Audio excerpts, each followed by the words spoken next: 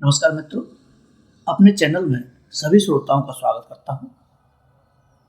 मैं हूं आपका मित्र कवि अमर अद्वितीय मथुरा से। आज प्रस्तुत कर रहा हूं सुप्रसिद्ध कहानीकार ज्ञान रंजन जी की कहानी फैंस के इधर और उधर।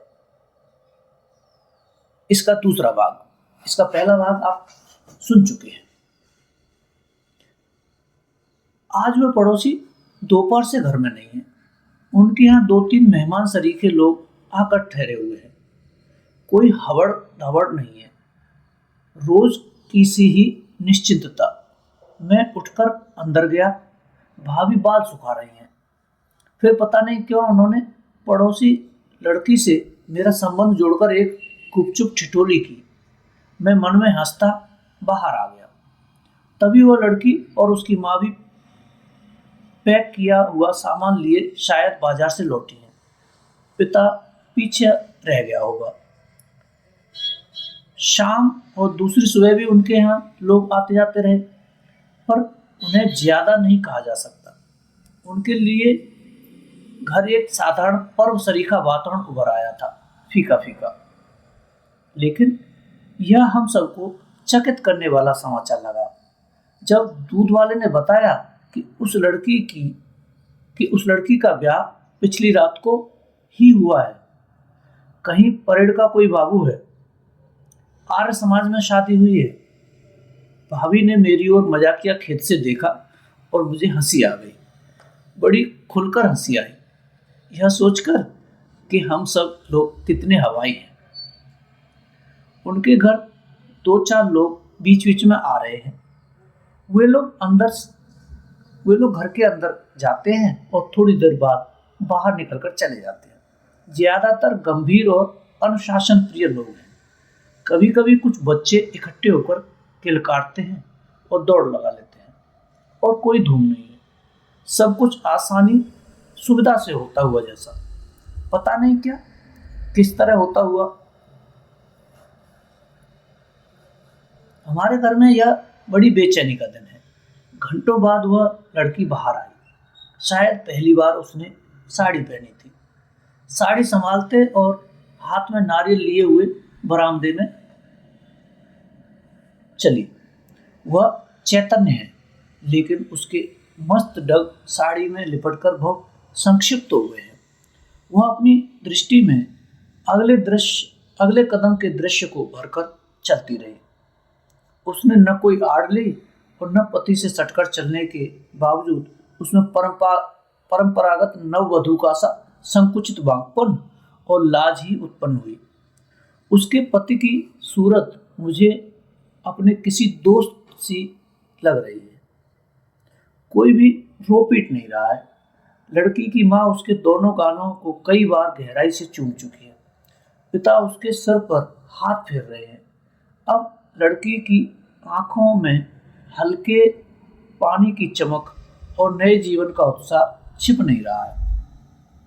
फेंस के एक कोने से दूसरी तरफ गिलहरियां दौड़ रही हैं। अम्मा मुझसे लड़की के न रोने पर आश्चर्य प्रकट कर रही हैं। उनके अनुसार वह पढ़ लिख जाने के कारण एक कठोर लड़की है। पढ़ लिख जाने के कारण एक कठोर लड़की है, जिसे अपने माँ बाप से सच्ची मोह ममता नहीं है। आजकल सभी ऐसे होते हैं। पेट काट कर जिन्हें पालो पोसो, उन्हीं की आंखों में से बूंद आंसू नहीं। मेरे कानों को ऐसा कुछ सुनने की रुचि नहीं है। मैं यह देख रहा हूं कि अम्मा को धूप अच्छी लग रही है। धूप का टुकड़ा जिधर खिसकता है उसी तरफ माँ भी हट जाती है। लेकिन तभी पिता एक प्रशस्ति उपस्थित करते हैं। पहले जमाने में लड़कियां गांव की हद तक रोती थीं। जो नहीं रोती उन्हें मारकर रुलाया जाता था। नहीं तो उनका जीवन ससुराल में कभी सुखी नहीं रह सकता था। पिता को बड़ा दर्द होता कि आज वैसा नहीं रह गया है। पुराना जमाना जा रहा है और आजकल आदमी का दिल मशीन हो गया है, मशीन। ऐसे समय हमेशा पिता का स्वर तेज हो जाता है और आंखों में कलयुग के खंडहर नजर आने लगते हैं। हमारे घर के आकाश पर बादलों के कुछ छोटे और अकेले टुकड़े आकर आगे निकल गए। पड़ोसी लड़की को उसके माता पिता और रिश्तेदार अब पूरी तरह विदा करने के लिए फाटक तक पहुंच कर खड़े हैं। लड़के वाले वधु के लिए हेराल्ड लाए हैं। हेराल्ड एक रंगीन कमरा लगता है। वह रंगीन कमरा धीरे धीरे खिसकने लगा है, अब चला गया है। सबसे अधिक तौबा दादी को है। वे अपने अकेले में ही हड़बड़ा रही हैं। उन्हें यह ब्याह शादी बिल्कुल समझ नहीं आई। न रोशनी चौकी, न धूम धड़ाका, न तर पकवान। ऐसी कंजूसी किस काम की? और फिर ऐसे मौके पर पड़ोसी को न पूछना। वाह रे इंसानियत, राम राम। वे लोग लड़की को विदा करके लौट आए हैं। उन लोगों ने अपने अपने लिए कुर्सियां ले ली हैं और बाहर ही बैठ गए हैं। लड़की के चले जाने के बाद उसकी माँ और सुस्त और संजीदा हो गई है।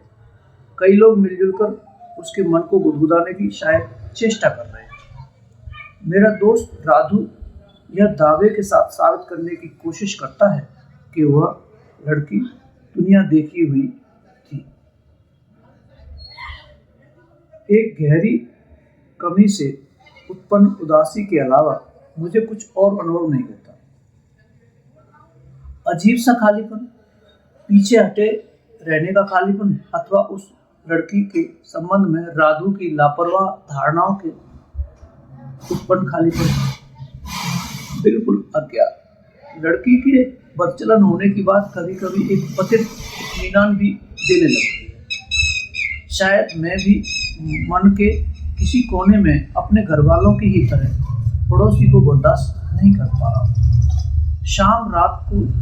रात शाम को कैचुल उतार रही है। रात शाम को कैचुल उतार रही है। फैंस के पास टेबल के इर्द गिर्द लोग उठ कर बिखर गए हैं। रोज की तरह पड़ोसी के बिचले कमरे में बिजली का लट्टू जल गया है। दरवाजे के कांचों के खुरचे हुए हिस्सों पर मटमैली रोशनी धब्बों की तरह चिपकी है। उनकी रात शांत और नियमानुसार हो चली है। पता नहीं उन्हें घर में एक व्यक्ति का कम हो जाना कैसा लग रहा होगा। हमारे घर तो पड़ोसी निंदा का बाजार बहुत गर्व है। मित्रों, अभी आपने सुनी ज्ञान रंजन जी की एक बहुत ही लोकप्रिय कहानी। धन्यवाद।